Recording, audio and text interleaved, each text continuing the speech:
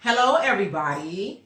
It is Demetra K and Donovan throwing rocks and high in his hand Sadiq on To the Hard Way. Thank you for being here. As always, it is our goal to uplift, to educate, and just spread love and knowledge on Black people so that we can do and be better. Now, I'm going to get right into it. A lot of you guys have probably seen that Taye Diggs is trending again. Well, it's not for a good reason, I guess. Well, depending on how you look at it. He's having some Black girl problems again. And more specifically, he has basically said that it's because of the harassment and the dragging that Black women have done to him over the years. It has made him question whether he could date white women again. They've just traumatized the brother to death to where he's just going to throw in the towel and, maybe he's thinking about coming back home. I don't know. As a lot of you guys probably knew, he used to be married to a white woman. Oh gosh, some actress that he met her on Broadway.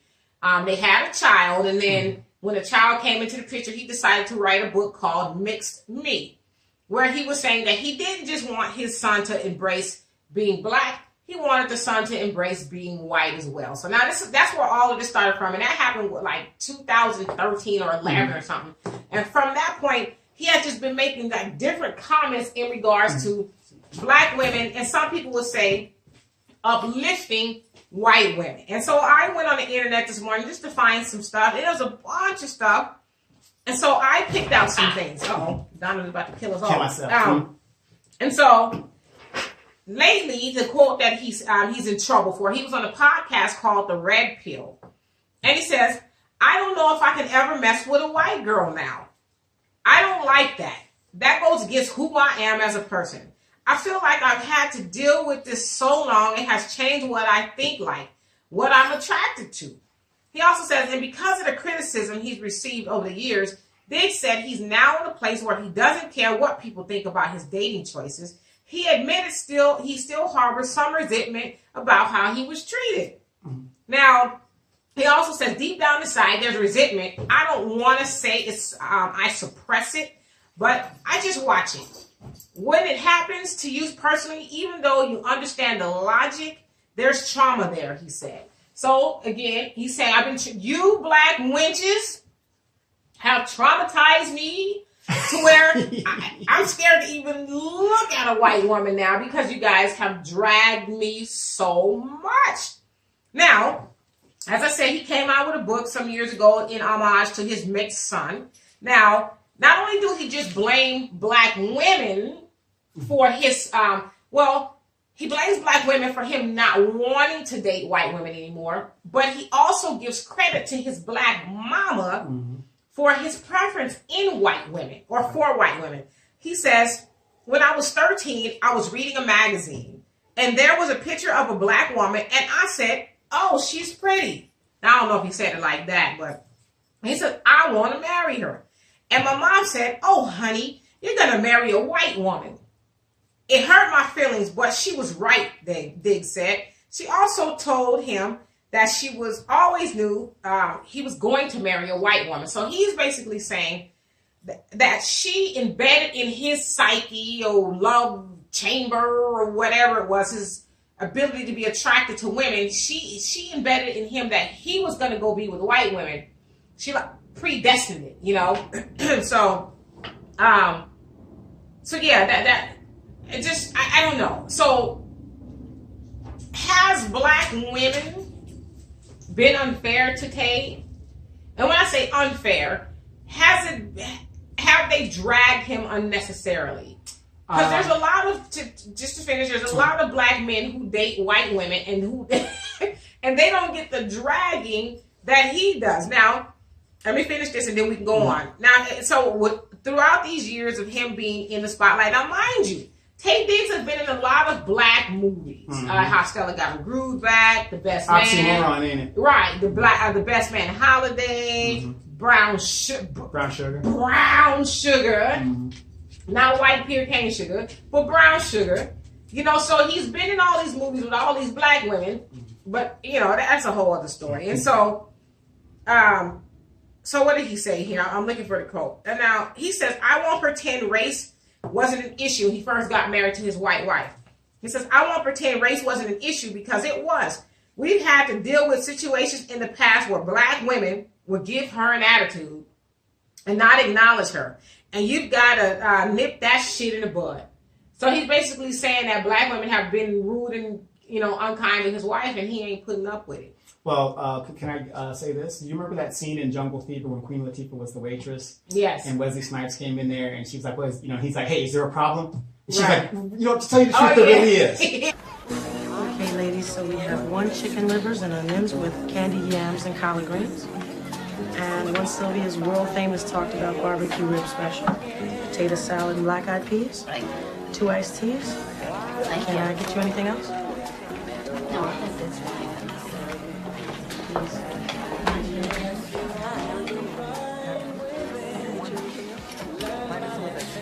I really should have done this a long time ago. Break away and start my own business. You still gonna work at Maston in Covington? I'm a temp secretary, remember? Damn it! Excuse me, miss. May we order, please? Yes, may I take your order? Is this your station? Yes, this is my station, unfortunately. Look, you can take my order. Matter of fact, you could have taken my order 30 minutes ago when I sat my black ass in Can this I chair. take your order? Excuse me. Do you have a problem? Yes, I do have a problem, to be honest with you. Fake, tired brothers like you coming in here, that's so typical. I can't even believe you brought her stringy hair ass up here to eat. Oh, let me tell you something. First of all, Miss Al Why Sharpton, don't you don't have, parade it's not your business who I bring in here. Around somewhere else, okay? It's not your business. You are a waitress. Your job is to wait. Today's specials are the Maryland crab cakes, Creole shrimp gumbo, and blackened catfish. I suggest you have the blackened catfish. Well, I suggest you find the manager. Oh, you want my manager? I want your manager. Oh, it's like that, right? That's the other All right, mother. fine, I want the manager. Fine. I'll get my manager for you. You're fired! You're tired. She's right. Mm-hmm. I love her. Yeah. And she told what's on the mind. Right. Now, being, raised black and stuff like that, I mean, him running around acting stupid and ignorant, you know that you're going to get a stigma in this society if you date outside of your race, much less a blonde queen or whatever. Well, his wife is dark. They're not together anymore. Right, he's now with some mixed woman, so I guess he said he's trying to go in the middle and stuff like that. Yeah, I guess he said that's why I'm back. Yeah, so I mean, when I hear brothers or even black women that complain once they go outside their race, like, oh my God, you're not a victim because you're choosing to do right. You know that stigma growing up. Because you're a black person, so you know what's going to come at you when you go outside of your race. So that's my opinion. And so, and he says, let's just say it's not a stereotype that black women are less submissive and hard to deal with. That's being around all them black women made me really miss my wife. Now, this is when he was shooting The Best Man Holiday. I guess he was like, y'all black wenches are driving me crazy. I long for my snow queen. Well, and it's sad. I know black women. Again, we're not saying all black women. You can't say that. We're not saying all. But we're talking a majority of black women. Right. This is it's not a false stereotype. It has to be some truth to the stereotype. If everybody, that's Tyler, if you hear a little noise, that's my cat. Acting up. And he only does that when she's here. So, he's a good cat until he gets here. But that stereotype or that narrative, there's a little truth to that narrative because it's being said, it's being shown on TV, all kinds of stuff. Right. So, I mean, it's in Tyler Perry movies. Why do they have an attitude? What did I tell you? Watch a black woman early in the morning and her fist is balling.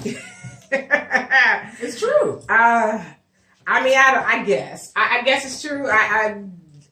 Okay, well, I want to tell you this. I've been staying up doing my research. Which hood rat show was you watching? I was watching TV One, and I was watching For My Man and For My Woman. What the hell is that? You ever seen that show? Never even heard of it. Oh my gosh, it's a show that talks about like what a person would do for their man, how bad. Now, almost every episode that I've seen so far, it's in its 6th or 7th season. So you probably watch every episode. No. I'm only binge watching. Yeah, no. I'm only in series 2 because I'm watching it off YouTube, so I'm not watching the series itself, which I could, but I just don't. But in every series, the woman is introduced to a man right? Mm-hmm.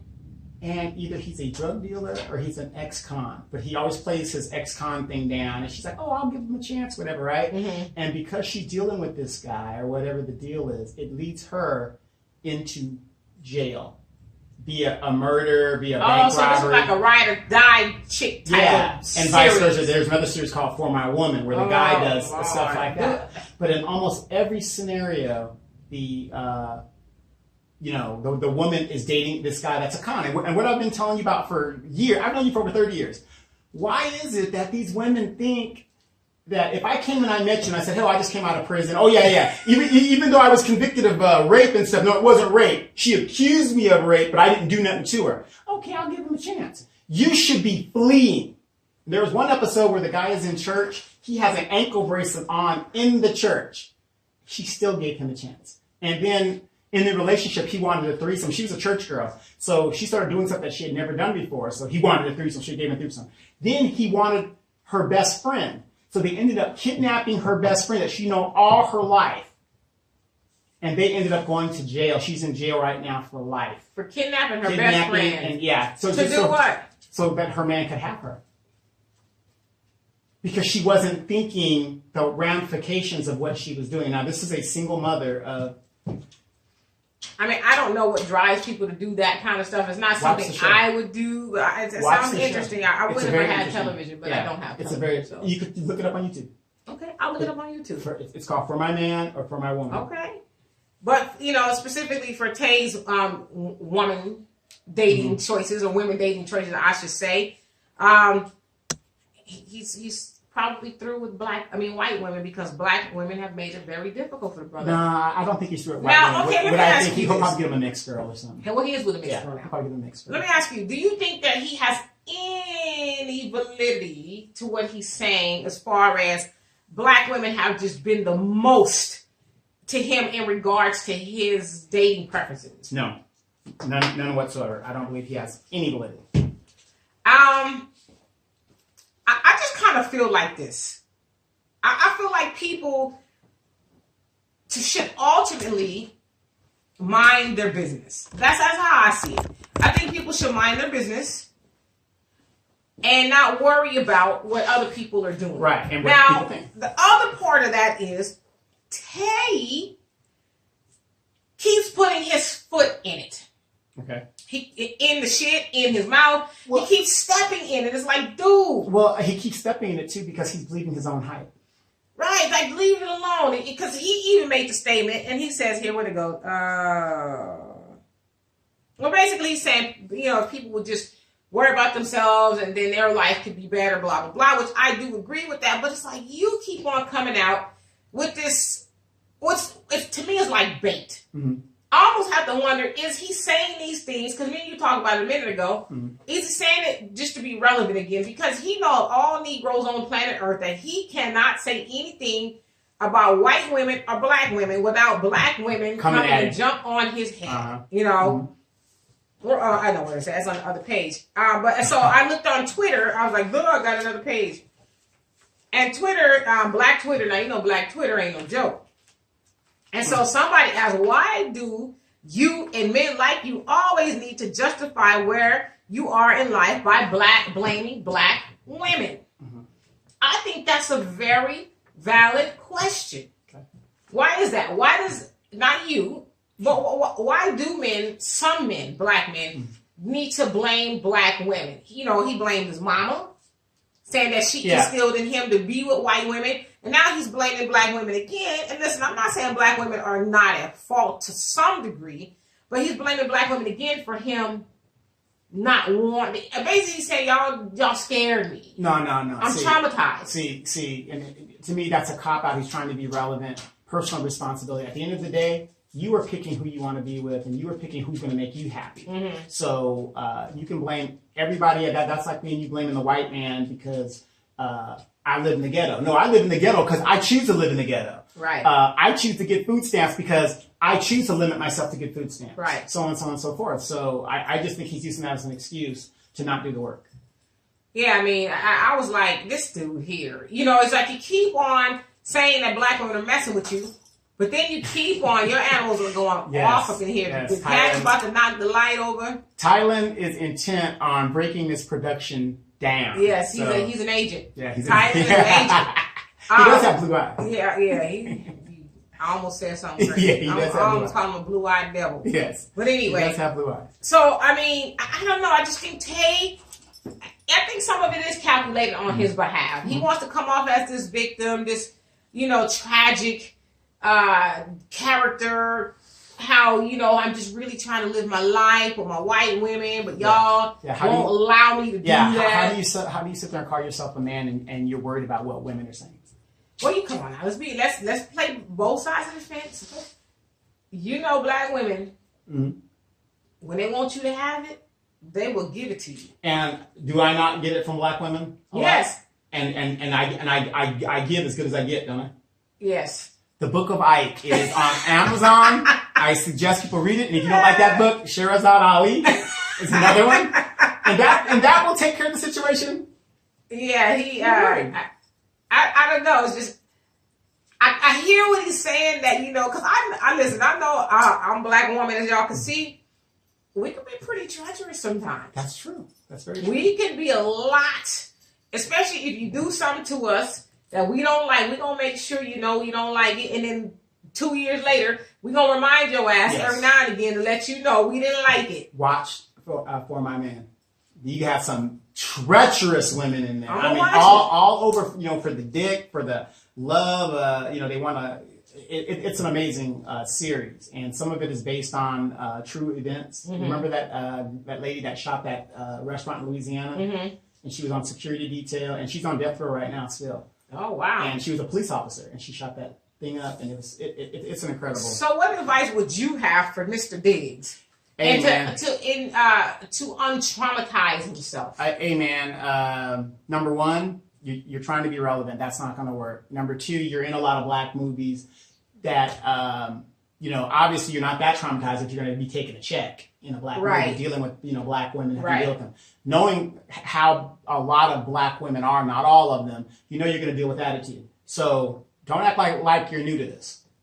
Yeah, and I think you made a great point. On one hand, you're taking black checks from black movies. Mm-hmm. I mean, all these, let's be honest, those black movies that he starred in with black women put him on. Mm-hmm. Up until he came out with all this nonsense about white women and all this other stuff, I know a lot of black women. I worked with a girl in her cubicle. She had this big old picture of Taye Diggs and said, "That's my man. One day I'm going to be with him." And also, black women really loved Taye Diggs until he started to open his mouth and say, "Well, I don't really love y'all that much." Ignorant. And then they tried so hard to get him to keep his momentum as a star going because you see, I remember all those little TV series he was in. Yeah. And it would last a couple series and then they would just drop. Well, you gotta also remember, not you, but just in general, who put you there?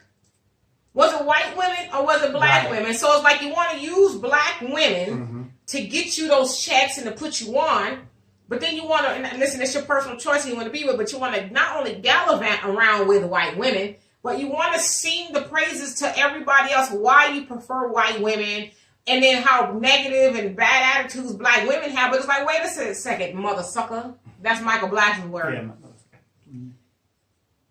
These white women ain't flocking to your movies like we flocking to. How many white women can recite every line from How Stella Got a Groove Back, even knew you was Winston in the movie, and like the white women ain't putting you on, it's black women. Right. And so how do you expect to go forward now that you keep on saying these little, things about, but now you don't blame black women for your dating? Come on. Yeah. It's like I said, controversy sells. It keeps them in the spotlight, be it good or negative. Like I said, look at the Kardashians. Mm-hmm. They're famous because of what? They can suck a good... Well, they can suck it. I don't know how good it is, but Black China. I mean, that's what you got to do relevant. And like I said, it ain't like he's been working steady lately. So... Well, he's not going to work anymore, if he keeps this up. Because it is black women and black people who go see those black movies that he's on. Right. And, it's just, come on. Don't bite the hand that feeds you, I guess is what I'm trying to say. And, what's really funny is, okay, let's say he decides to date a white woman. I don't see her connections putting him in blockbuster white movies. Exactly. But yeah, you want to dog out the people who are doing that. Like I said, there's a time before he came out with all these shenanigans that black women loved. Like he, he was the young Denzel. No, I don't think that was a big old hammerhead that he has. A big old hammerhead. Yeah, you hate, stop hating. I'm not hating. I mean, I'm just saying. I mean, if you look at some of the black movies he starred in, he plays the same character. Kind of, sort of.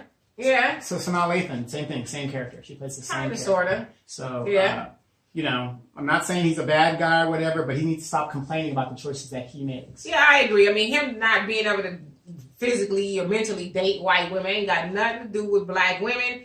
Because, I mean, if he was really bad, he'd be like, I don't care what you think. I'm stepping out with the liliest snow queen on the planet. Mm-hmm. And maybe even keep your personal life personal. But the other part that I see takes place as far as people's dating preferences is they'll say, like you hear a man say, well, I only date white women because, black women, they got attitudes, they talk too much. Black women won't do this, they won't do that. That's not true. Well, whether it's true or not, it's like, is that your only reason for dating outside of your race is because what the black women won't do? Mm-hmm. Why not say I'm dating, Susie or Becky? Right.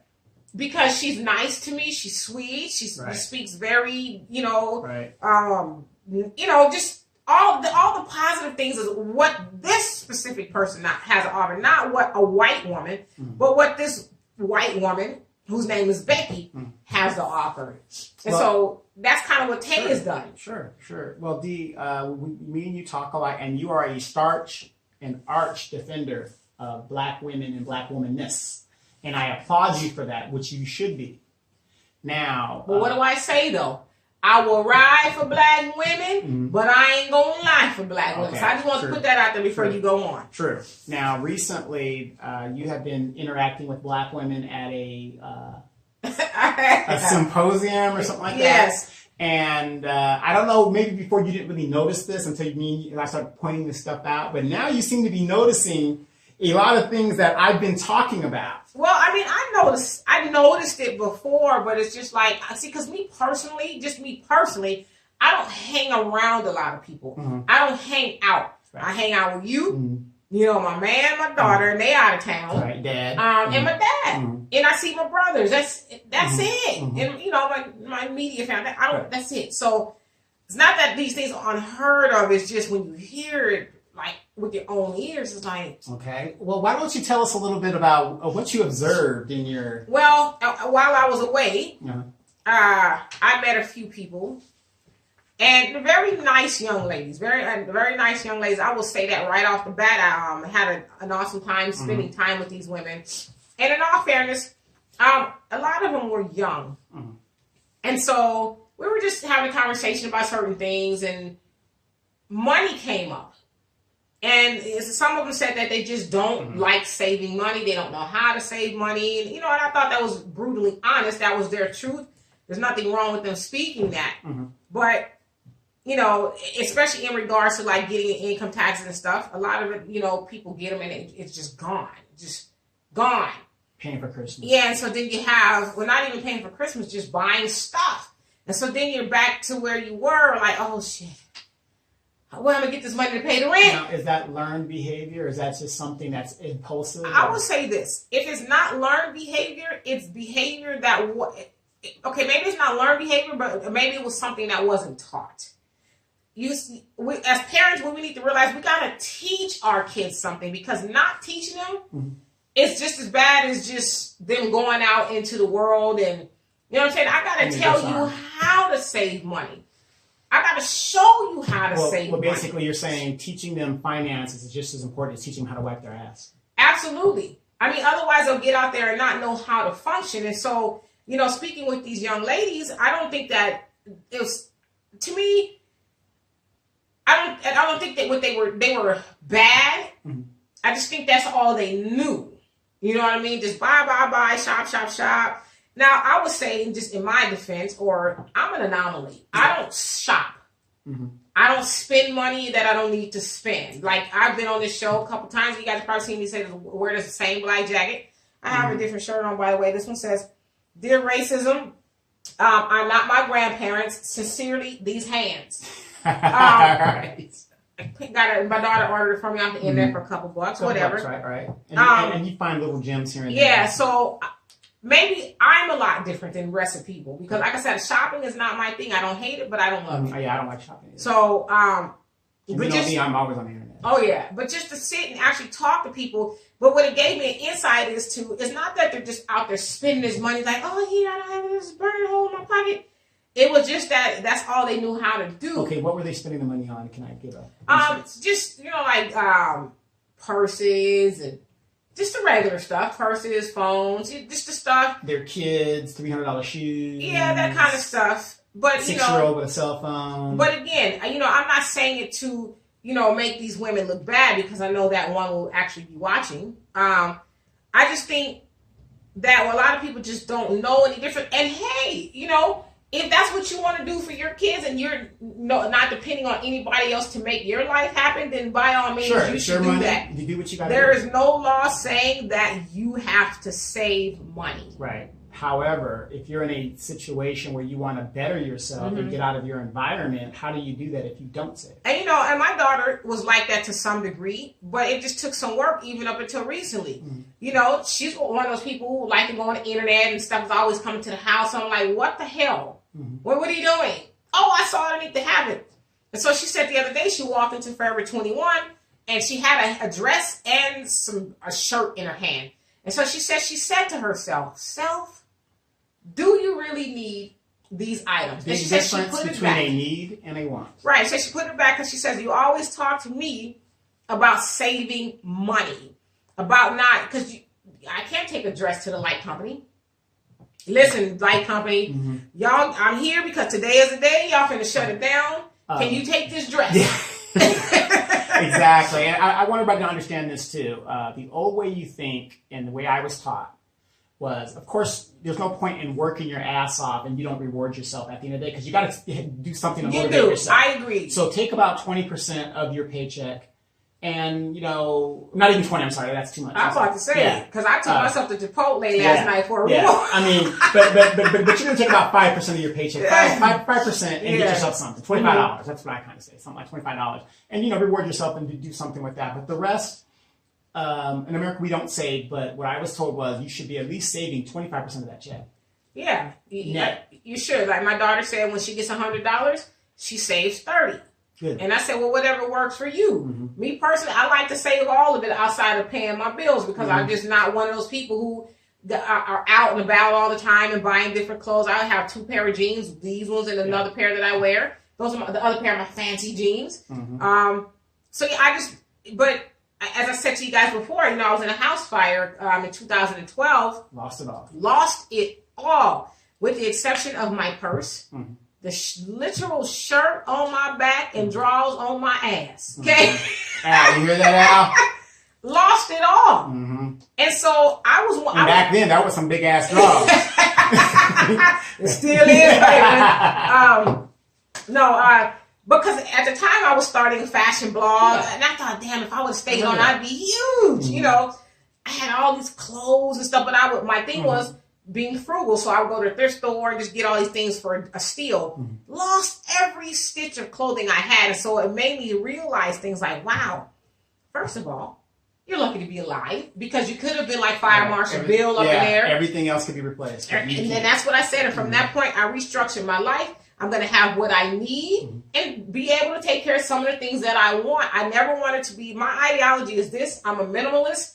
I want to be able to put everything that I own in my car and say, deuces, I'm out if I need to. And so, like I said, I'm weird. I'm probably not like a lot of women to where I can do that.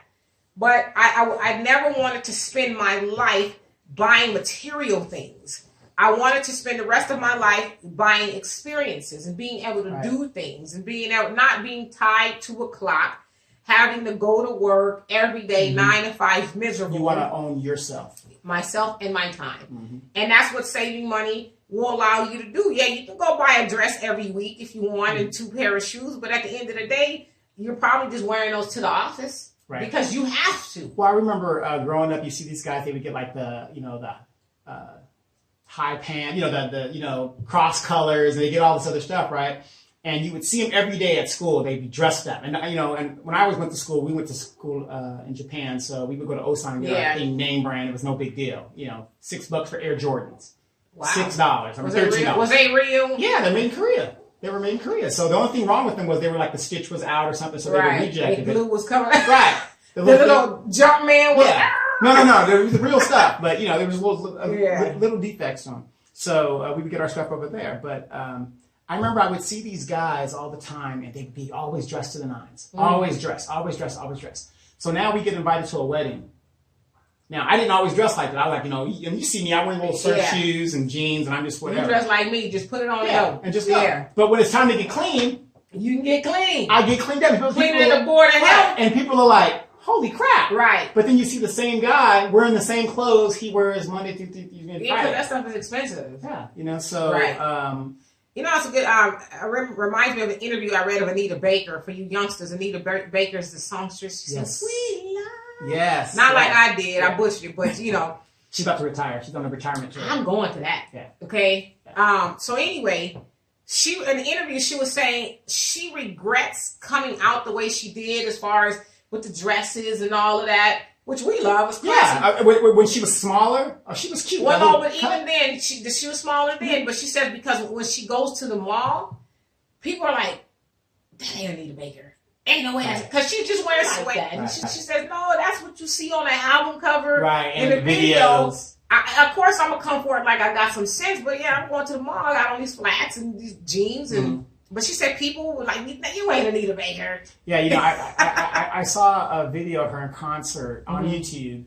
And she's real tiny, petite, you know, and she looked like, had a little short hairstyle. And she looked like a young Toni Braxton, back in the day. I mean, just fine little thing.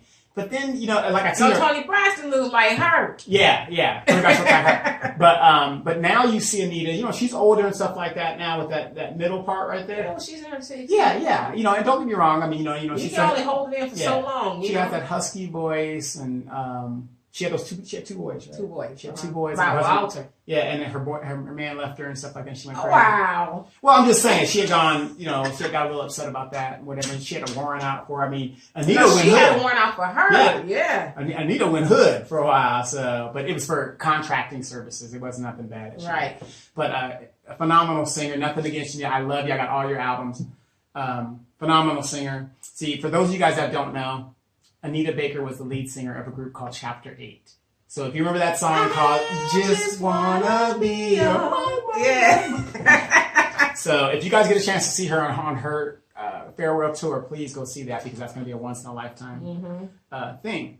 So back to what we were saying. So with these economics, and it's kind of good that we're talking about economics because in the next segment, we're going to really talk about financial economics. And we went to an NAACP event, which once again, and I'll talk about that. I'll talk about that in a second thing. Once again, I was about to go off, and you almost made me speak the story.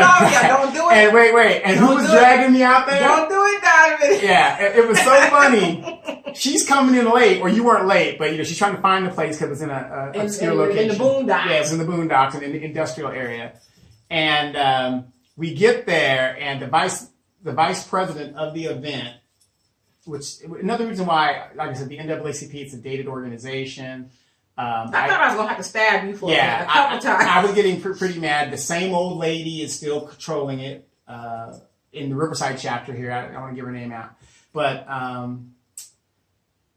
Dee's trying to, she's coming to the event. And I said, yeah, they want you to work the table. And as soon as she gets there, what did they say? Oh, D! Everyone's like, oh, D! They're like, get to the table, girl. No, she didn't. That's my speed. Yeah, she likes to do that. And I love her for it, pointing me out and, the things that I do and, the community and the things that I say. And I mean, you were all of that. Yeah. You started the ASU. The BSU. The BSU. That's an Asian student. Yeah. Oh, sorry. I started the BSU. Started the BSU at our local school. Hey, Taye. Hey, Taye. Badass. And so, you have a thing, but you're very integral because she was saying in the thing, because Dee's just sitting there and she's like, oh, Dee, did you get that? Are you taking notes for that? Because they want you to do that. Dee was just like, and then she's ready to go. So we're in the front row and she wants us to dip out in the front. I was tired. Okay, Yeah. I was tired. The second speaker, Yeah. He was an engineer and stuff like that. and he was giving us a lot of data Yeah. that none of us could process. Right. Numbers. If you're ever going to be a speaking I have a degree in aeronautics, so I'm very technical. I know how to technical write, all that other stuff. But one thing they always teach you in speech and different classes is when you're dealing with everyday people, you don't want to be too technical. So you always dumb it down to like a 5th grade level. I was thinking about all kind of stuff. What's the meaning of life? No, you were thinking about when I get home, getting that hot shower. What am I going to make for dinner tomorrow, not today? Right. I mean, it was like, really, dude? Right. I mean, it was very insightful, but the information was just... Right. And then, what I was saying with him as a speaker, the crowd that he's trying to inflect was not there. Because that's something young people, you want to desire a young person. Yeah, there was a lot of older people. Yeah, we were our older. age. Yeah, or your age, rather. Yeah, my age, yeah. Yeah. So, and I was a kid compared to some of the people that were there. I was a baby. So, Donovan was on his worst behavior. because every time we go to these events, it's the same, the NAACP youth organization. Where are the young men? Wait, you know what? I don't want to spoil it. Wait till our next event because I've got a lot to say about that. But the highlight of that was a financial thing. Your brother does finances. And this is what we talk about. Just like you just said in this one. The girl is taught to, I'm just going to spend my money. Right. But after the tax refund is spent, what do you got left? You're still back in the same exact situation. Yeah, and I just think it's once you know better, you do better type of situation. Because, I think we've all been at a point in our life when we were younger. In all fairness, these girls are a lot younger than me, where we just tricked money off. Once or twice in the life, you went out and bought all the stuff you thought you needed, but you didn't need. You got boots and the same pair of boots in different colors. And, I've done that once or twice, although I've always just been a frugal. Never really been the type that just burn up the money. I'm a firm believer in it's the man that makes the clothes, not the clothes that make the man. So, my gift of gab was good no matter what I'm in. So it didn't matter. But watch that show for my man, because a lot of the scenarios that these women put themselves in is based off, we're running out of money. Like when they meet the dude, he's all flossing and then he loses his job and then he goes, hey, I got an idea. Let's rob a bank. Oh, you want to hear a funny story? Tell me a funny story. Okay, y'all, this is a funny story. I promise you it's funny. Last Friday, right? You robbed a bank? No, not quite. No, I didn't. My sister, she likes to go to the game rooms, to say the least. Yes, casino queen. Casino slot queen. jockey. But she's not one of those type of people who tricking off the rent. Right. She only spends what she has. She's a responsible gambler. Is that a such thing? Yeah. A responsible gambler? She only tricks off. So she was there at a time that she really wasn't supposed to be there. Let's just say that. So she says she's sitting there at the game room with the other people that she knows. They're sitting there, doing their thing. So she says she hears a lady in the back of the room. The room is probably no bigger than this here. Okay. So she says she hears a lady on her earphones, saying, "Yeah, there's one in the back." And so my sister, she's picking up a frequency. No, because my sister, she got these antenna ears where she hear all kind of conversations. And yeah, there's one in the back.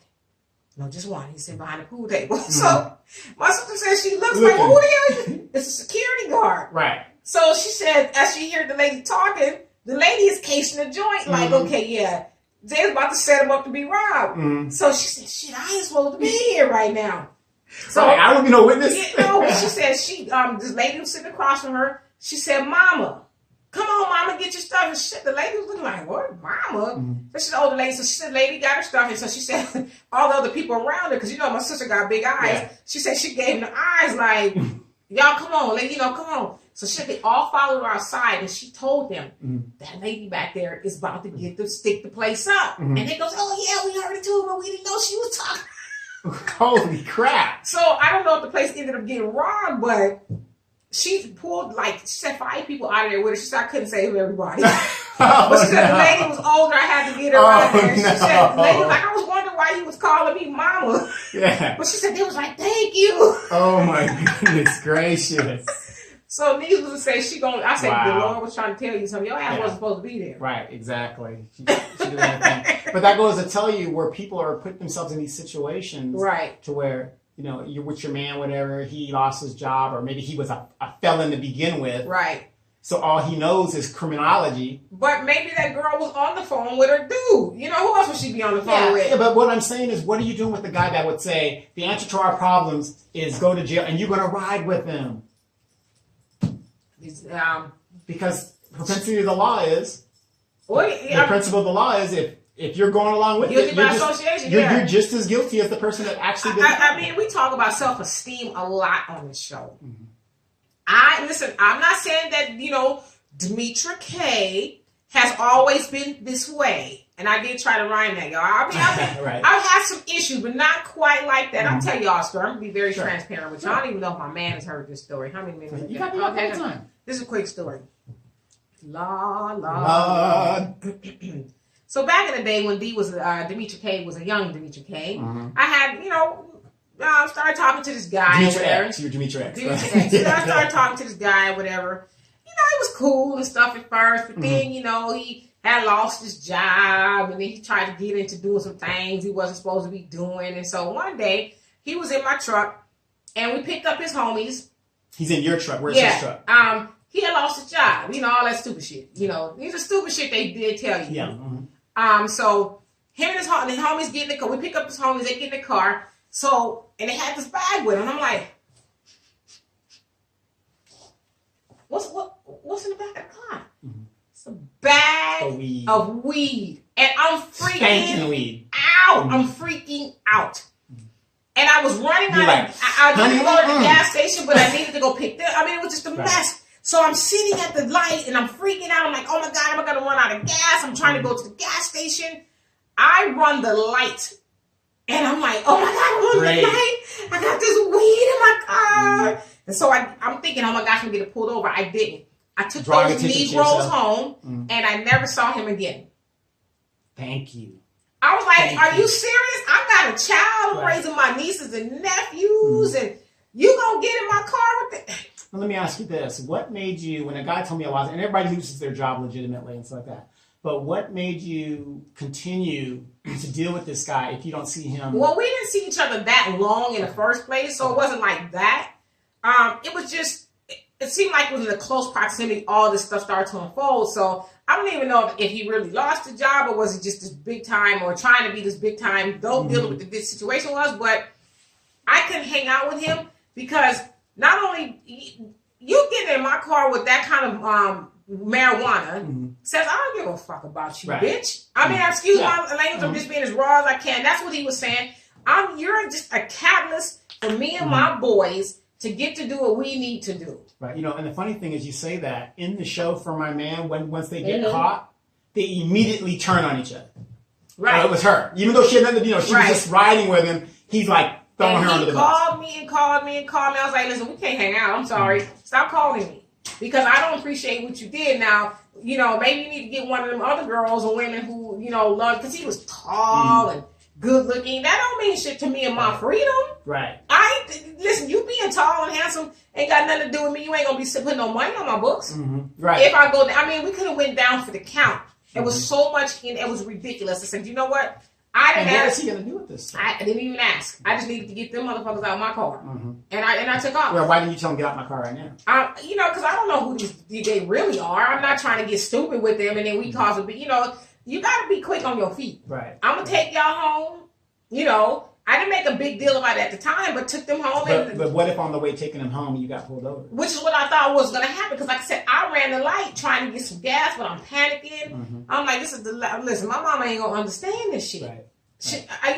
My child ain't going to understand. Like I said, I was raising my niece and that. They not going to understand this. But again, as silly as I've been in my life when it comes to relationships, I never loved no man enough to jeopardize my freedom and the livelihood of my daughter or my nieces and nephews. Well, that's obvious. You left her. You left Deanna's dad. What was I supposed to do? Right. But no, so I don't want to say I get it because I don't get it. I don't get a woman who would, do silly stuff in the name of love. Like my best friend Michi, her mom always says, a friend will never lead you to danger. And so if you with a man that's going to say, listen, baby, I need you to go stick up, case the casino for me. And see, if a man really loves you, he want to go do your dirt all by your lonely. Right. Go do your dirt by yourself. Don't include your woman. You're just somebody he's using to get to the next level. And like you said, he gonna leave you holding the bag. I don't know if you guys have ever watched the movie Coldest Winter Ever, or not watched the movie, rather read the book. It talks about that. But you know, by Sister Soldier. Right, but in this show, this is what happens in all this way. I mean, these women, there's nothing, you know, they're trying to get themselves together, or they're together, right? And they love these thugs. See, I didn't love no thugs, you know, because he wasn't a thug per se, but his behavior was thuggish. Right, but you know, in one episode, there's one girl, she was working, and she's at work, and she had met this guy, and you know, they're living in the suburbs, and she wanted a little adventure in her life, and she meets this rough-edged guy, and then it just goes... Go parasailing. Right. You know, you want an adventure? Right. Go to the Yosemite, you know, National Park if you want an adventure, but you don't need to go do no chicanery or murder or kidnapping. But watch this show. It's very... I'll check it out. I have some downtime this week. And the thing is, I can see why this show is, because you see these girls making... And right now, what is the biggest group of people being incarcerated right now? Black women. Black women. Black women. We're starting to catch up to y'all black asses. Right. I guess they're going to have us together. Well, we ain't going to be together because you can't be in together present. Exactly. So it's very prevalent. But stay with us for the second hour. We're going to talk about financial economics. And if you're watching the podcast, we have we're trying out this blue screen here to see how this thing works. Usually when we do our show, we use the green screens, and we have the green screen right in front of us, right on top. So we're kind of putting this test bed out and see how the blue screen works, and check out the colors and all that good stuff like that. So, but check with us in the second hour. We'll be right back in less than 5. We're going to be talking about financial economics, and the guy that was talking financial economics was, what was his name? Lynn Cooper. Lynn Cooper. Dr. Lynn Cooper. Dr. Lynn Cooper. The guy was talking the real. I mean, but he was talking what we talk about all the time. So you guys just stay tuned as we do that. So we'll be back in 5. Get ready.